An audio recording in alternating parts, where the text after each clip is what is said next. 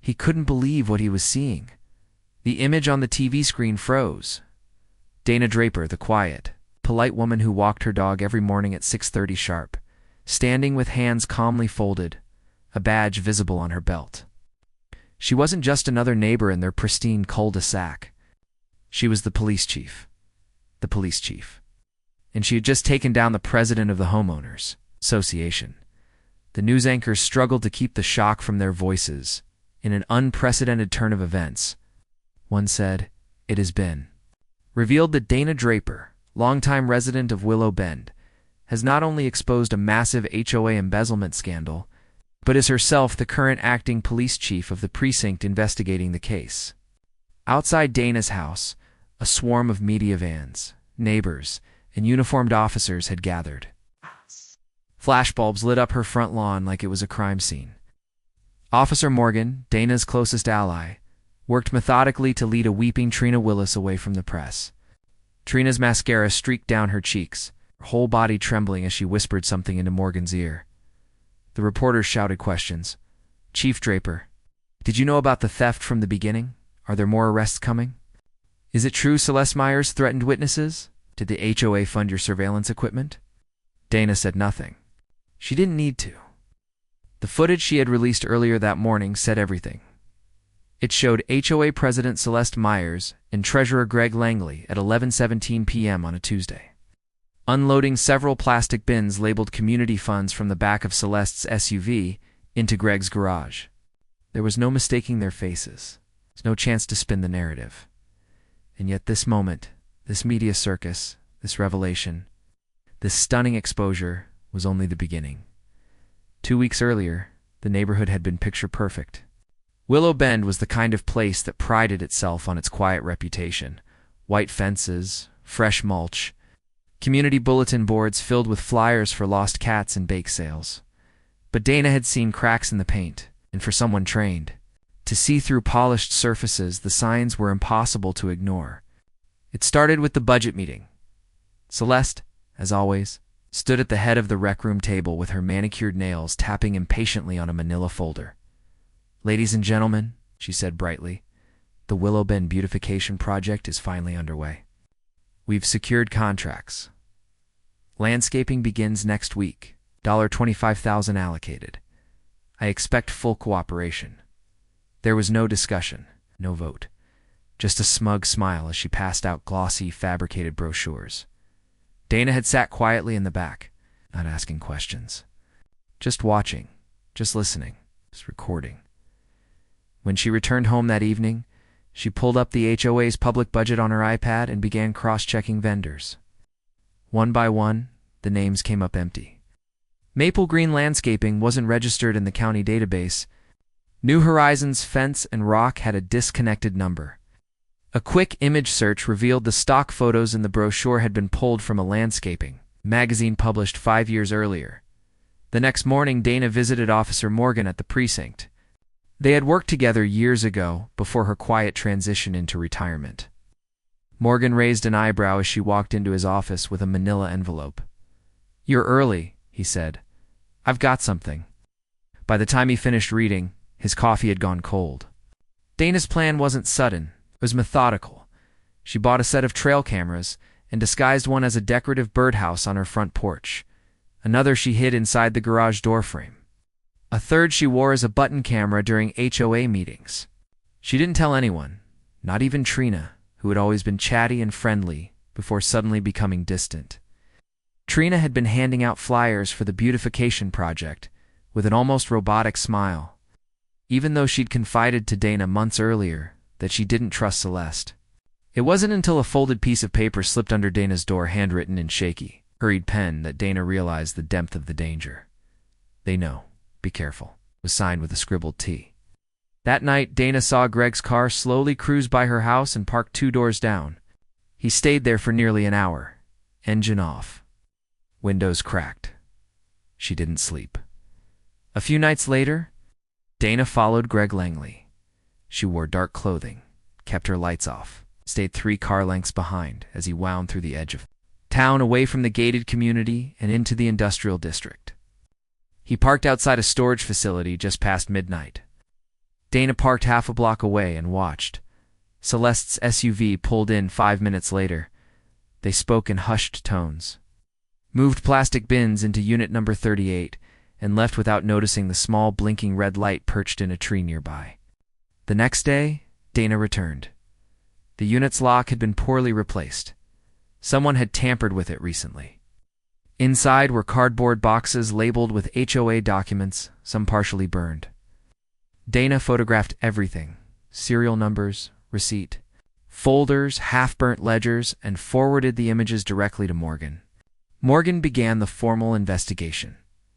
Subpoenas were filed. Bank statements were pulled. What they found was damning. Over $80,000 siphoned from HOA. Reserve funds into a suspicious operations account. Then routed through a shell corporation registered to Greg's cousin's apartment across town. The rest of the dominoes fell quickly. Trina finally came forward.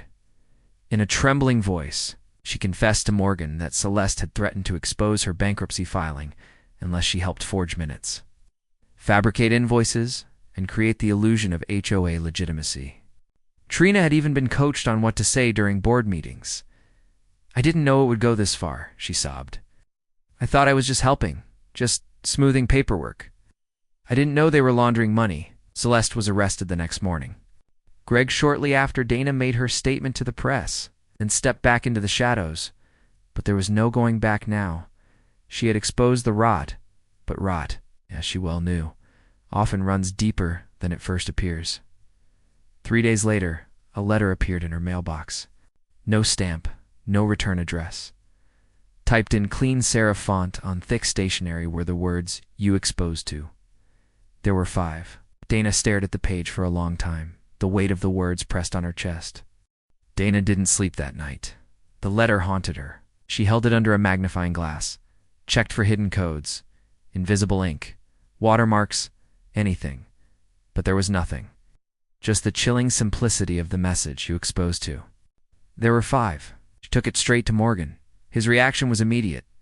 "We have to assume it's legitimate," he said. "Whoever left this knows things, knows there's more, and knows you're watching." Morgan submitted the letter for forensic testing. No fingerprints, no usable DNA, no watermark trace. It's just a clean, deliberate threat. Dana upgraded all her home security. More cameras, more sensors, encrypted backups. But more than that, she went to work tracing every HOA contract from the past 5 years. There were dozens of them: landscaping, security, pool maintenance, painting, community events. She created a spreadsheet mapping every payment vendor. Name, address, and board signature.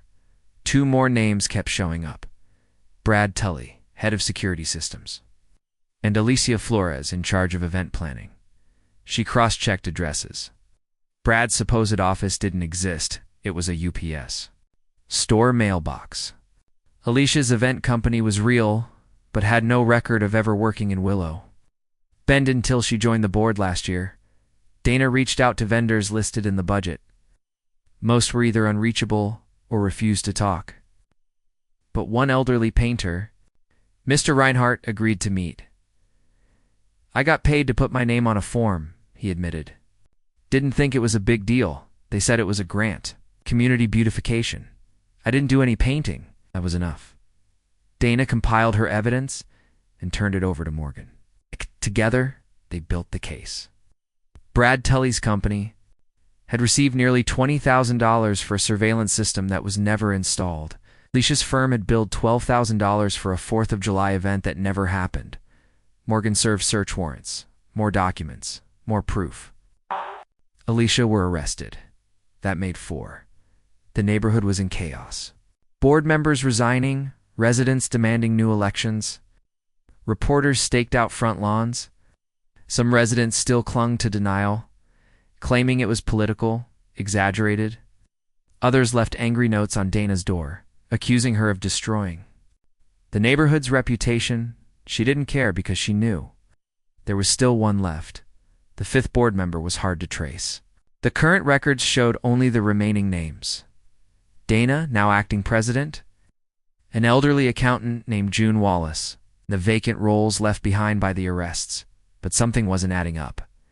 Dana pulled the board rosters from 5, Years ago. One name jumped out, Raymond Holt. He had served one term, then abruptly left after what was described in the minutes as a personal dispute. There was no further detail. She dug deeper. Raymond had quietly moved 3 blocks away. Still in Willow Bend, but no longer involved in HOA affairs. His property records showed a sudden mortgage payoff 2 years ago.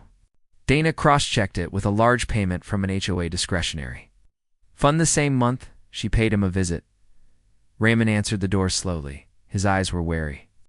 "I knew you'd come," he said quietly. "I'm not here to accuse you." Dana said, "I'm here to understand what happened." Raymond let her in. He poured coffee, sat across the table, and sighed deeply. "I caught Celeste skimming funds 3 years ago. Told her I'd report it. A week later, someone broke into my house. Nothing was stolen, but my dog was poisoned. I resigned the next morning." Dana felt a chill. "You took money to stay quiet?" He nodded. "It was hush money," I told myself. I'd use it to move away, start fresh.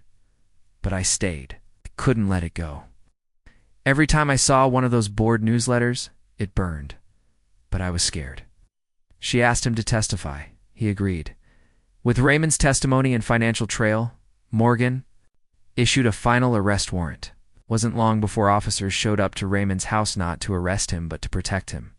Because after his name leaked, someone left a dead crow on his porch. Message received. The 5th person, Dana realized, wasn't on the board anymore, but they were still close, still watching. Still dangerous. An anonymous tip arrived through the HOA tip line Dana had set up weeks earlier. It simply read, "Follow the camera contract." She did. And it led her to a company owned by Gerald Langley, Greg's younger brother. Gerald had never been on the board, but his name appeared on 4 surveillance upgrade contracts, totaling $31,000. The cameras had been installed. But they weren't feeding into the HOA system. They were rerouted to a private server, Dana realized. She had been watched this entire time. Morgan immediately got a warrant. The server was found in Gerald's basement. Footage from Dana's yard, garage, even inside her living room window has been stored there. It was the final piece. Gerald was arrested for illegal surveillance, conspiracy, and aiding in financial fraud. With him gone, the last thread of the old regime snapped. Dana stood at the next HOA meeting, not in a church rec room, but at the county civic center. Hundreds showed up. Some were angry, some afraid. Many simply tired. "I never wanted to be your president," she began. "I just wanted to protect my neighborhood, wanted to believe the system worked. But when it didn't, I knew I had to act." Silence. Then applause.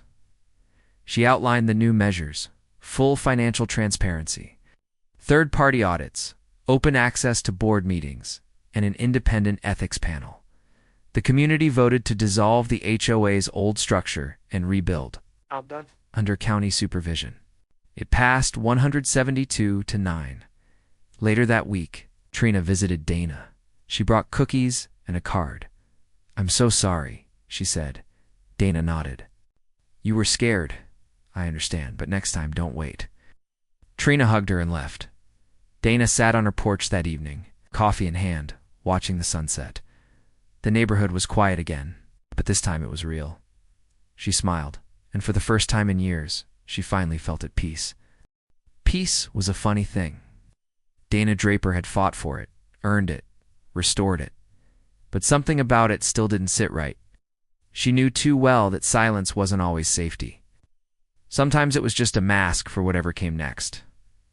2 months passed with no major incidents. The interim HOA, rebuilt under county oversight, operated with cautious optimism. Transparency rules were upheld. Audits were clean. Residents began to trust again. But then came the audit anomaly. The county auditor flagged a subtle discrepancy in one of the older vendor payments, seemingly minor $6,000 invoice from 3 years ago for community fencing upgrades. The signature on it: June Wallace. June Wallace, the only remaining original board member aside from Dana. June had been quiet through it all, supportive but vague, present at all meetings, but never vocal. At 72, she seemed harmless, fragile even. She often brought cookies to meetings, volunteered for gardening projects, and always voted with the majority. But Dana had learned better than to judge by appearances. She requested all past invoices, signed by June. There were dozens, most seemed legitimate, but 3 stood out: fencing, legal consultation, and grounds maintenance. All 3 were paid to companies registered in the next county, and none had websites or public listings. Dana dug deeper. Each of those businesses was registered under aliases tied to a trust account. The account was linked to a P.O. box rented under the name W. Harrow. She called Morgan. He ran the alias. Came back to a deceased man, at a retired postmaster who had passed away 7 years earlier. Fraud alert triggered. Dana confronted June one evening after a board meeting. "Tell me what you know about W. Harrow." June's face didn't flinch. "I don't know who that is." Dana watched her carefully. "Funny, because 3 companies we've paid money to trace back to that name. One of them matches the address you used on your property tax filings in 2019? June blinked. Her smile never wavered. "You're mistaken, my." Dana asked. June straightened her shoulders. "I think you're forgetting your place, dear. You're an interim president, not a prosecutor." Dana stood silently. Her eyes didn't leave June's. The old woman finally sighed. "If I were you, I'd let sleeping dogs lie." The next morning, Dana's mailbox was pried open. Her surveillance camera had been disabled, clean-cut wires, no prints. Her car was keyed, the tires partially slashed, not enough to be dangerous. Just enough to threaten. She called Morgan. "This isn't over," she said. No, Morgan agreed, and now it's personal. They obtained a warrant for June's financial records. Buried deep in the paper trail were irregular deposits from LLCs connected to the same trust account. Estimated total, over $94,000 diverted quietly over 5 years. Morgan confronted her at her home. June sat calmly on her floral print sofa, cat on her lap, knitting needles in hand. "You think I did all that?" she asked. "We have enough to charge you," Morgan replied. June smiled again. "Then do it. But be ready for what comes after." "What does that mean?" Dana asked. June didn't answer. She was arrested, charged with wire fraud, elder abuse, conspiracy, and falsifying HOA financial documents. And just like that, the 5th and final piece of the corrupt regime was gone. Or so Dana thought. That night, she received another envelope. No return address. Inside was a photo, grainy, low-rise. It showed Dana meeting with Morgan in the parking lot 2 weeks ago. Scribbled on the back, "You got the board, but the roots go deeper." Dana's hands trembled. She scanned the photo. The angle was strange, almost as if it were taken from above. She reviewed nearby rooftops, noticed one had an abandoned HVAC vent pointed directly at the spot they'd stood. She called Morgan. "This wasn't about the HOA," she said. "No," he agreed. "It never was. It was about what the HOA was covering." So began a new phase of Dana Draper's mission, one that went beyond embezzlement, beyond HOA corruption. The HOA had just been the curtain. Behind it, something else was waiting. Dana Draper sat in silence, the grainy photograph still in her hand. The scrawled words on the back echoed louder than the news headlines ever had. "You got the board? But the roots go deeper." She had known something didn't feel finished. The arrests, the reforms, the community healing, all of it had wrapped up too cleanly, too fast. Dana had learned long ago that corruption never exists in isolation. It spreads. It shields something darker. She called Morgan and laid the photo on his desk. "We've been treating the HOA as the crime," she said. "But it was just the camouflage." Morgan leaned forward. "You're saying someone used the HOA's power to hide something else?" Dana nodded. "We need to look at land. Permits, ownership records, backroom deals." Morgan brought in a specialist from the county fraud division. Together, they pulled public and private land development records. Within hours, they found a discrepancy. In 2018, The HOA quietly approved a zoning variance that allowed a corporate shell company to buy 5 adjoining lots in Willow Bend at dramatically reduced rates. The name on the paperwork, Eastway Holdings, LLC, a familiar name to Morgan. They were already under investigation in another district for illegal land swaps and political kickbacks. Dana traced Eastway's paperwork back to a law firm, Darrow and Myers, as in Celeste Myers, the disgraced HOA president, but Celeste was in jail. Dana pulled visitor logs from the county jail. 2 names popped up more than once: Gerald Langley and Edward Darrow, lead partner at Darrow and Myers. Edward had visited Celeste 5 times in the last 2 weeks. Morgan connected with a federal land use investigator. The story they uncovered was bigger than Willow Bend. For 6 years, the HOA had been used to facilitate a massive land laundering scheme. Here's how it worked. Board members approved fake projects, inflating budgets and siphoning money into shell companies. These companies would purchase distressed or foreclosed homes within the community at low costs.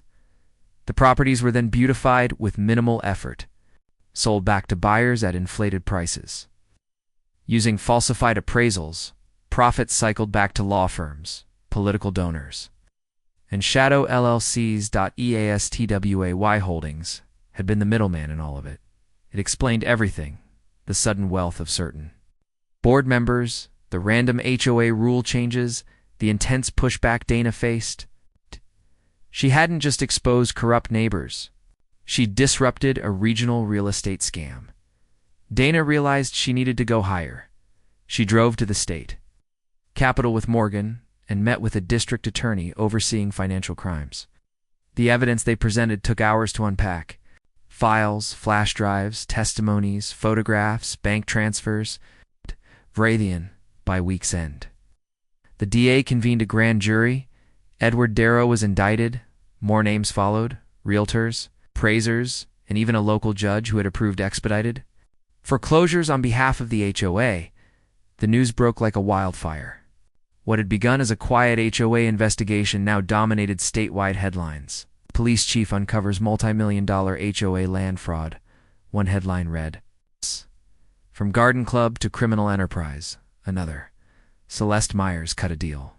In exchange for a reduced sentence, she exposed the full scope of the operation. Her testimony led to 14 arrests in 4 counties. Dana returned home to Willow Bend as helicopters buzzed overhead. Reporters camped outside her gate, but inside her home, it was quiet. Trina dropped by that evening with tea and a tired smile. "You really did it," she said. "You didn't just save our neighborhood. You pulled up the whole route." Dana smiled faintly. "The rot was deeper than I thought, but now, maybe something better can grow." At the next town meeting, Dana, formally, stepped down. She thanked the residents for trusting her, then passed the gavel to a newly elected president, someone untainted by the past, chosen by the people. She walked out without ceremony. No more cameras, no more threats. Just peace as she stepped onto her porch that night. The stars overhead were clear. For the first time in years, there was nothing watching her. No hidden cameras, no stalkers in cars, just wind and silence. Dana Draper exhaled. The battle was over, and this time the peace was real. The end.